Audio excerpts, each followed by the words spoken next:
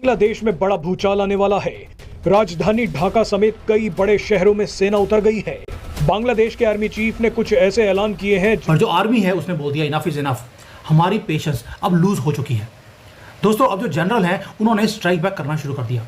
जो general Walker है वो कोई ऑर्डिनरी सोल्जर नहीं है बांग्लादेश के अंदर, और भारत के साथ दुश्मनी करके बांग्लादेश जी भी नहीं सकता। उनको मालूम है अगले साल गैंजस ट्रीटी को भारत रिवोक भी कर सकता है जैसे। तो ये कहीं ना कहीं बांग्लादेश के अंदर एक तरह से एक आग उबल रही है और वहां पे लोगों का जो गुस्सा है वो उमड़ के आ सकता है। और इसके साथ वकरुज़्ज़मान ने यूनुस सरकार को कॉशन भी किया है, साफ साफ कहा है कि देखिए भाई, ये आपके यहाँ कोई फॉरेनर है जो कि फैसले लेते हैं और बांग्लादेश उनके फैसलों से नहीं चलने वाला। इस साल दिसंबर तक इलेक्शन हो जाने चाहिए, वरना सूली पे टांग दी जाओगे। इस कंट्री में डेमोक्रेसी रिस्टोर होनी चाहिए। आर्मी का जो हमारे बैरक्स हैं वो वापस आने चाहिए। हर जगह पर आर्मी के बैरक्स लगाए हुए हैं। आर्मी की इज्जत जीरो हुई पड़ी है। वो कहते हैं कि हमारी जो डिग्निटी है बांग्लादेश मिलिट्री की वो वापस आनी चाहिए। कि हम पूरे फुल स्पेक्ट्रम खड़े हुए हैं, हर हथियार हम इस्तेमाल करने के लायक हैं। और आप सोचिए एक मिनट के लिए, जब अमेरिका ने जिस किस्म का इंटरवेंशन किया है, एक तरह से यूएस वहां पे रखाइन स्टेट में रोहिंग्यास को बसा रहा है ताकि उनको ट्रेनिंग दिया जा सके। टर्की अपने ड्रोन उधर भेज रहा है, वो रोहिंग्यास को ट्रेन कर रहा है। तो बांग्लादेश एक ब्रीडिंग ग्राउंड बन रहा है फॉर द न्यू मुजाहिदीन। तो इससे क्या हो रहा है, वकारुज़्ज़मान को कहीं ना कहीं लग रहा है कि अब बांग्लादेश के अंदर सत्ता परिवर्तन का टाइम आ चुका है। यहाँ पे बांग्लादेश ने कहा कि हम तो लॉजिस्टिक सपोर्ट देंगे रखाइन स्टेट ऑफ म्यांमार में जो एड दिया जा रहा है उसके लिए। उसके बाद दोस्तों वकरुज़्ज़मान आउट इन ओपन आए हैं और आके इन्होंने कहा कि देखिए भाई, there will be no bloody corridor. जी हाँ दोस्तों, ये शब्द इन्होंने प्रयोग किए हैं। नमस्कार दोस्तों, जय हिंद। बांग्लादेश की अंतरिम सरकार के मुखिया मोहम्मद यूनिस और देश के सेना प्रमुख जनरल जमान के बीच दरारें बढ़ गई हैं। इस बीच सेना प्रमुख जनरल जमान ने तत्काल कमांडरों की एक अहम बैठक बुलाई है। बांग्लादेश आर्मी चीफ अब चुनाव को लेकर मोहम्मद यूनिस को समय देने को तैयार नहीं है और वो चाहते हैं कि जल्द से जल्द चुनाव की घोषणा हो। सूत्रों ने बताया है कि जनरल जमान की योजना देश के दो प्रमुख राजनीतिक पार्टी शेख हसीना के अवामी लीग और खालिदा जिया की बांग्लादेश नेशनलिस्ट पार्टी को साथ लाना है और देश के लिए चुनाव में हिस्सा लेने के लिए तैयार करना है। जनरल जमान की दूसरी बड़ी चिंता मोहम्मद यूनिस को लेकर है, जो सेना में विभाजन का प्रयास कर रहे हैं। हाल ही में उन्होंने सेना प्रमुख के बताए बगैर राष्ट्रीय सुरक्षा सलाहकार अपॉइंट किया था। मोहम्मद यूनिस ने अपने करीबी खलीलुर रहमान को एनएसए बनाया है। खलीलुर रहमान अमेरिकी नागरिक हैं और म्यांमार में सैन्य अभियान को लेकर अमेरिका के प्लान में शामिल होने के लिए बांग्लादेश की सेना में दबाव बना रहे हैं। रहमान को जनरल जमान के विरोधी खेमे में माना जाता है। आर्मी चीफ ने शुरुआती में मोहम्मद यूनिस की मदद करने की कोशिश की थी, लेकिन उन्हें जल्द समझ में आ गया कि यूनिस विदेशी हाथों में कठपुतली हैं। बांग्लादेश में कुछ भी ठीक नहीं हो रहा है। जब से मोहम्मद यूनिस नामक जानवर को बिठाया गया, वहां पर जिहादी को बिठाया गया, अब वहां की जो आर्मी है उन्होंने बोल दिया इनफ इज इनफ, बहुत हो गया। जो तुम अपनी बदतमीजियां करते जा रहे हो, जिस तरह से तुम कंट्री को लीड कर रहे हो, इस तरह से कंट्री नहीं चलेगी। He has sent a very very strong message to Yunus. Heart of Dhaka sir, कल एक कमाल हो गया, एक राइजिंग क्योस हमें दिखाई देता है।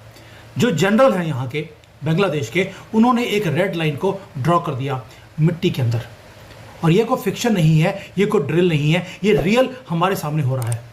मिलिट्री का स्टैंड ऑफ अनफोल्ड हो रहा है हमारे ईस्टर्न नेबरहुड के अंदर। यहाँ से जैसे जैसे हम इन इलीगल बांग्लादेशियों को पकड़ के धक्का मार रहे हैं, वहाँ की आर्मी को समझ आ गया कि अगर बांग्लादेश ने भारत के साथ हाथ नहीं जोड़ा, जैसे यो यूनिस जोड़ने के लिए तैयार नहीं है, तो ये कंट्री तबाह हो जाएगी। और ऐसे ट्रेमर्स बांग्लादेश के अंदर आने वाले हैं, या कह लीजिए पूरे के पूरे इंडियन सब कॉन्टिनेंट में आने वाले हैं। Something unprecedented happened inside Bangladesh army headquarters. वहाँ पे जो दरबार लगाई गई आर्मी की तरफ से, सारे अवेलेबल जितने भी ऑफिसर्स थे वो सारे वहाँ पर आए। और आए भी किसमें? कोई सूट पैंट डालकर नहीं, अपनी कॉम्बैट यूनिफॉर्म्स डालकर असेंबल हुए, not for a peace keeping mission, ना ही किसी वॉर रिहर्सल के लिए। It was far more serious. जो आर्मी चीफ है बांग्लादेश के, जनरल वकारुज़्ज़मान, उन्होंने एक मैसेज, एक थंडरस मैसेज उन्होंने डिलीवर किया और टारगेट था none other than interim ruler Mohammad Yunus. और जो आर्मी है उसने बोल दिया इनफ इज इनफ, हमारी पेशेंस अब लूज हो चुकी है। दोस्तों अब जो जनरल हैं उन्होंने स्ट्राइक बैक करना शुरू कर दिया। जो जनरल वकर है वो कोई ऑर्डिनरी सोल्जर नहीं है बांग्लादेश के अंदर। उन्हें मालूम है कि मैं कू कर सकता हूँ, लेकिन पास्ट में जितने भी जनरल्स ने बांग्लादेश में जिन्होंने कू किया था या सत्ता को हासिल करने की कोशिश करी, वो या तो मिस्टीरियसली मारे गए या उन्हें बिल्कुल मुंह काला कर कर उतार दिया गया। वकर उस प्ले को उस चीज़ को दोबारा दोहराना नहीं चाहते हैं, इसलिए उन्होंने बोल दिया कि इस साल दिसंबर तक इलेक्शन हो जाने चाहिए, वरना सूली पे टांग दी जाओगे। इस कंट्री में डेमोक्रेसी रिस्टोर होनी चाहिए। आर्मी का जो हमारे बैरक्स हैं वो वापस आने चाहिए। हर जगह पर आर्मी के बैरक्स लगाए हुए हैं। आर्मी की इज्जत ज़ीरो हुई पड़ी है।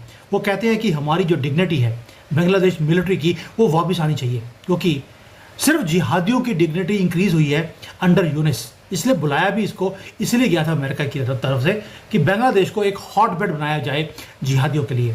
एंड आपको मालूम है कि जो बांग्लादेश की मिलिट्री है भारत की मिलिट्री के जैसे मैक्सिमम यूनाइटेड नेशंस की जो पीस कीपिंग फोर्स है उसके अंदर बांग्लादेश की मिलिट्री के लोग भी जाते हैं।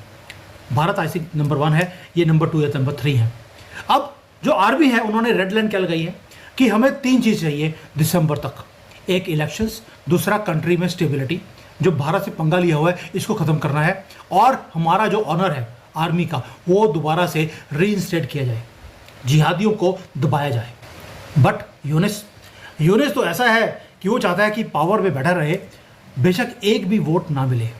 और उसने सड़कों के ऊपर हसीना की जो ये शेख हसीना है उसको बोलता था कि इसने रिग्ड इलेक्शन किए हैं, ये जीती नहीं है।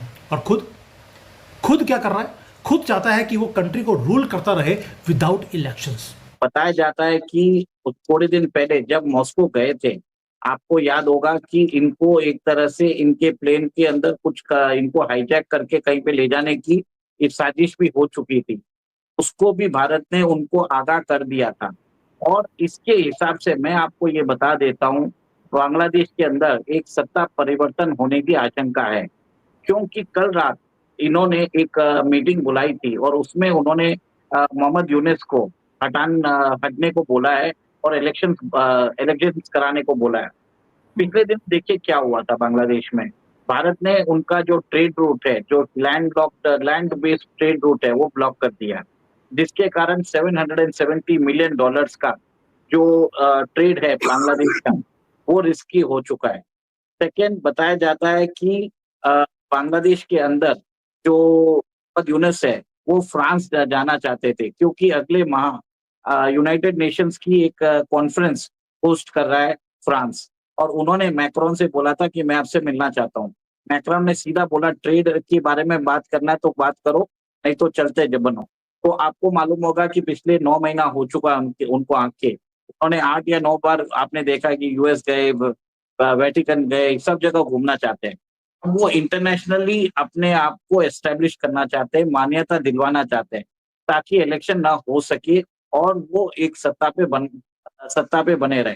जबकि वकारुज़्ज़मान चाहते हैं कि बांग्लादेश के अंदर एक इलेक्टेड सरकार आए जिसको पीपल का सपोर्ट मिले, और भारत के साथ दुश्मनी करके बांग्लादेश जी भी नहीं सकता। उनको मालूम है अगले साल गैंजस ट्रीटी को भारत रिवोक भी कर सकता है जैसे। तो ये कहीं ना कहीं बांग्लादेश के अंदर एक तरह से एक आग उबल रही है, और वहां पे लोगों का जो गुस्सा है वो उमड़ के आ सकता है। और चिटागोंग को कराची से वेपन सप्लाईज भी आ चुकी है। इस हिसाब से इंटरनेशनल पावर्स अमेरिका, चाइना अपना इन्फ्लुएंस बांग्लादेश में लगा रहे हैं, जिससे बांग्लादेश की इंटरनल सिक्योरिटी कॉम्प्रोमाइज हो रही है। बांग्लादेश का ट्रेड नहीं बढ़ रहा है, बांग्लादेश का डेवलपमेंट नहीं बढ़ रहा है, उनकी ग्रोथ खत्म होती जा रही है। उनकी जो टेक्सटाइल सेक्टर है वो खत्म हो चुका है, उनका बैंकिंग सेक्टर खत्म हो चुका है। एक तरह से यूएस वहां पे रखाइन स्टेट में रोहिंग्यास को बसा रहा है ताकि उनको ट्रेनिंग दिया जा सके। टर्की अपने ड्रोन उधर भेज रहा है, वो रोहिंग्यास को ट्रेन कर रहा है। तो बांग्लादेश एक ब्रीडिंग ग्राउंड बन रहा है फॉर द न्यू मुजाहिदीन। तो इससे क्या हो रहा है, वकारुज़्ज़मान को कहीं ना कहीं लग रहा है कि अब बांग्लादेश के अंदर सत्ता परिवर्तन का टाइम आ चुका है और इमीडिएटली करना चाहिए। वकारुज़्ज़मान चाहते हैं अवामी लीग और बांग्लादेश नेशनलिस्ट पार्टी के बीच में एक तरह से समझौता हो जाए।